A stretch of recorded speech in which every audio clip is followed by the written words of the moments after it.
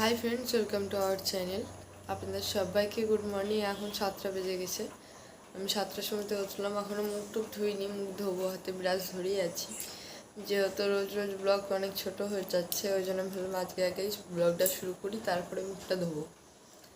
তাই চলুন আজকের ব্লগটা এখান থেকে স্টার্ট করছি, দেখতে থাকুন। সারাদিন কী করি না করি সবই আপনাদের সাথে শেয়ার করব। তাই চলুন আমি মুখটা ধুয়ে নিই, তারপর আবার দেখাবো। দেখুন, এটা হচ্ছে সিলভার মাছ, গোটাই নেওয়া হয়েছিল, প্রায় 1 কেজি মতো ছিল। ওটা এখনই আমি আঁশগুলো ছাড়িয়ে দিলাম, আমার শ্বশুরমশাই কেটে দিলে। আমি এখন নুন হলুদ মাখিয়ে রাখলাম, এটাই আজকে রান্না হবে। আর এখানে আলু সেদ্ধ বসিয়েছি মুড়ি খাওয়ার জন্য।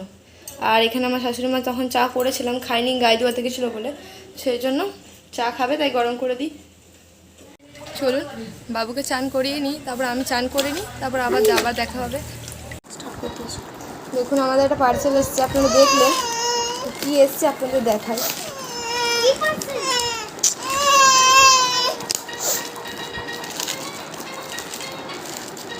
এটা হচ্ছে বেল্ট। এই দেখুন, আপনারা যারা জানেন তারা হয়তো বুঝতে। একটা এই বেল্ট এসছে আর একটা এসছে।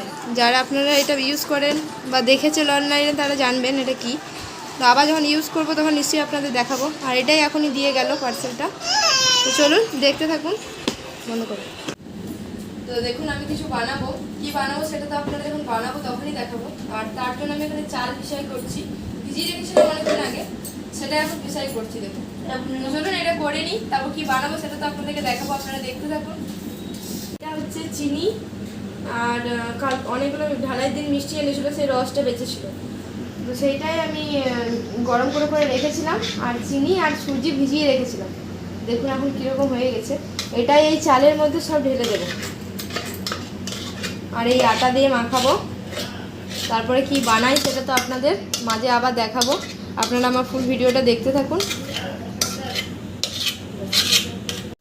তো দেখুন আমি বানানো স্টার্ট করে দিয়েছি, কীভাবে কি করছি দেখুন।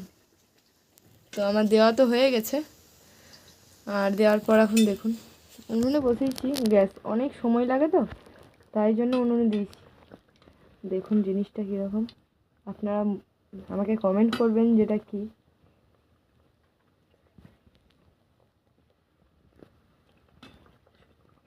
বারবার বলছি এটা কি, আপনারা আমাকে কমেন্ট করে জানাবেন। চলুন এটা ভেজে নিই, তারপরে আবার আপনাদেরকে দেখাবো।